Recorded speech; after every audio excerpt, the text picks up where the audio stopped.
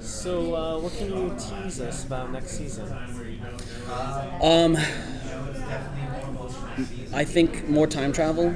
Time travel to more exotic times. I don't know if it's exotic's a great way to say it, but further back in history so that it really takes advantage of having a time machine. You know, the furthest we went back last season was 1987, and it was only for a brief moment. Because the show existed so much about finding that plague in 2015. And, you know, we loved telling that story, but we always wanted to just start getting them back in time. And it's like seeing, you know, if you had a time machine, you wouldn't go to 1987. You know? How much fun is that? You know, you'd want to go to the 40s and 70s and things like that. Is there? I'm sorry, right? You mentioned farther back in time. Will there be any farther in the future jumps? That's definitely something we're going to explore. Yeah. It's not technically possible at the moment with where they are in time, but yeah, that's something that we're going to explore. So, are there any like time periods that like you like somebody like keeps on wanting to do, like the American Revolution or something? You guys are like, no, we can't do it right now. Well, there's certainly there's financial considerations, but like one of the things that we asked our writers and we all kind of talked a lot about is we didn't want to go back and see, you know, like it was great in the movie. They went to World War One. Bruce Willis pops into the trench and he gets hurt and everything, but like we didn't want to do like the marquee moments in history. We wanted to kind of see things that maybe haven't been shown.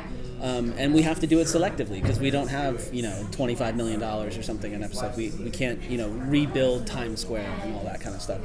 But, you know, there's a bunch of really fascinating, I think, time periods. It depends on what story you're going to tell there and what you want to show, what you want to see. I'd love to see like the World Fair, Chicago World Fair, and like we can't tell that, we can't show that. But what an amazing thing to see, you know. Now that you've got, I'm sorry, go ahead. Now that you've got the first season under your belt, are there any things that you're going to do differently going into season 2, or maybe change some things that you did just based upon your response or what have you? Yeah, I mean, there's a few things that I think we did in the first season that were motivated by the fact that, you know, as Terry and I were coming up in television, we were pitching our own shows and you know, we would talk about what will we do if we get a show. And one of the things we always said was we will tell as much of, you know, the story as we can and do as many things as we wanted to do because we may never get another chance. And so I think the first season felt very breakneck in that way. And something, you know, all of our actors are really great actors. Was one of the things that we did when we cast is that they are skilled actors. And so we want to give them a little bit more space to kind of breathe and sort of, you know, have moments and do their work and not just have them drive the plot from one thing to another. And I think because we've had all these characters intermixing and they have these kind of rich pasts now that the audience knows, they've betrayed each other, they've saved each other, they've, you know, all of this kind of stuff, there's great stuff for them to play. So I think it's going to be more emotional and we're going to, you know, give the space to show that and explore it. So that's something I think that we will do. And the other thing is, even though we're going to stay with the twists and the turns, we might not have twists within turns within twists. You know, it'll be a little bit more clarity in terms of how we tell the story. Okay, great. How have you enjoyed with shows like this and other shows, the social media aspect of people, fans getting that instant fan reaction? Like, how does that feel to see like people enjoying the show as it passes? It's cool. I mean, like it's definitely a fun thing. I mean, you know, I'm not great at social media. Like it's such a time commitment that I'll check it, you know, here and there and see what people are thinking. I think that it's cool and it's fun, but there's also a danger of applying greater importance to that small select group of people who are tweeting about it and thinking that's the mass, you know, opinion. And you can't be led around by the nose. It's the same idea of, I think, you know, back in the day when magazines or even comic books, they didn't change what they were doing because the letters that were getting written in, you know, that was a very tiny selection of the audience. Will we get to find out who the witness is? What's that? So will we get to find out who the witness is? Yes, definitely. Yeah.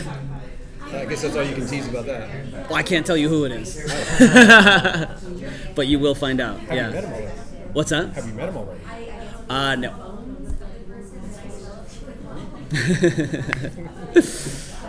Oh, so you know who he is, but he just hasn't been cast.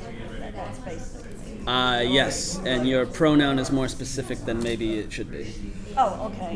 Oh, okay, gotcha. Any other questions? When you're time traveling back and forth, do you ever do like research, like historical research for maybe like future events you might want to talk about or show on the show?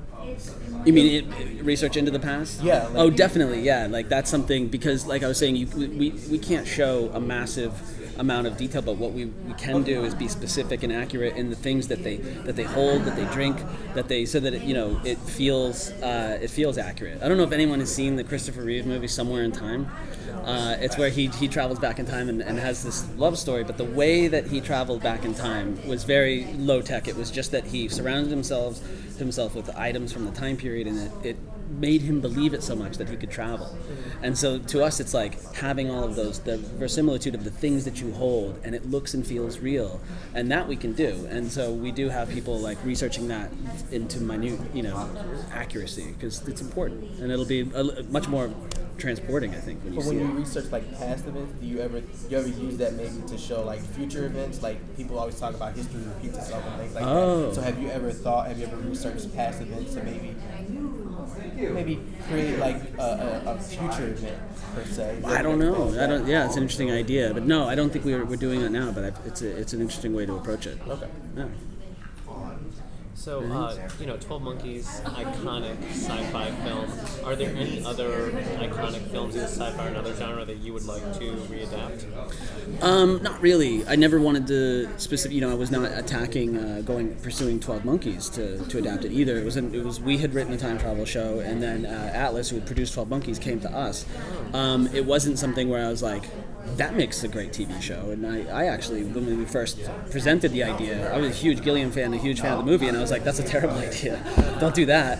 I think there's a good thing and a bad thing about adaptations, because you are coming from a place where there's material to explore and all of that. But I think we'd like to create some new stuff too. But having said that, I think Blade Runner would make a great show. Yeah. We actually think there's a good 2001 series. Weekend at Bernie's. No. Nice. Oh, As long as number 2. As long as number Yeah, that's the best, right? Yeah. But that's about it. I don't know. I'd have to think about it. You're welcome. All right, guys. Thank you very much. Sure. Thanks.